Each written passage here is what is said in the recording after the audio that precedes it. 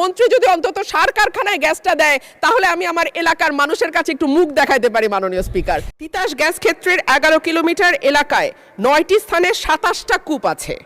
এর মধ্যে 22টা কূপ থেকে গ্যাস উৎপাদন হচ্ছে। 2025 সালের নভেম্বর পর্যন্ত এইসব কূপ থেকে দৈনিক গড়ে 333.56 মিলিয়ন ঘনফুট গ্যাস উৎপাদন হয়েছে এবং এটি আমার ব্রাহ্মণবাড়িয়াতে। এর মধ্যে আরও একটি সুখবর আছে মাননীয় স্পিকার, এই মাসের 19 তারিখ থেকে ব্রাহ্মণবাড়িয়ার তিতাস গ্যাস ফিল্ডে নতুন গভীর অনুসন্ধান কূপ খনন শুরু হয়েছে, যা থেকে দৈনিক 15 মিলিয়ন ঘনফুট গ্যাস জাতীয় গ্রিডে যুক্ত হবে বলে আশা করা যাচ্ছে।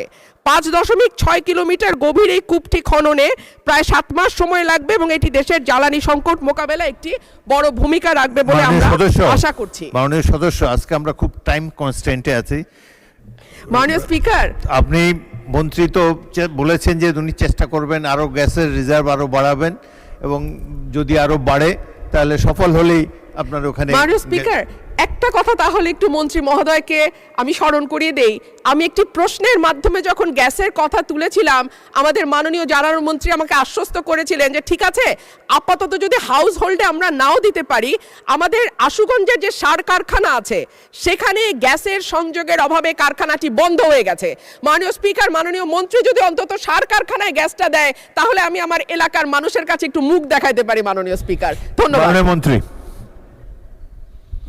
সার কারখানায় দিবেন কিনা? মাননীয় সংসদ সদস্য রুবিন ফরহাদকে একটা সুখবর দিতে চাই যে 1 তারিখ থেকে আমরা, যদিও বিদ্যুতের উৎপাদন আমাদের ক্ষতিগ্রস্ত হবে, তারপরে দেশের কৃষির কথা চিন্তা করে আমরা 1 তারিখ থেকে ফার্টিলাইজার ফ্যাক্টরিতে গ্যাস দেওয়ার সিদ্ধান্ত নিয়েছি। ধন্যবাদ মাননীয় স্পিকার।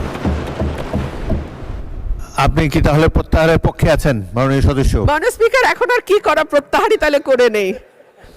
মাননীয় সদস্যবৃন্দ, প্রস্তাব উত্থাপনকারী মাননীয় সদস্য তার প্রস্তাবটি প্রত্যাহারের স্থায়ী ইচ্ছা ব্যক্ত করেছেন।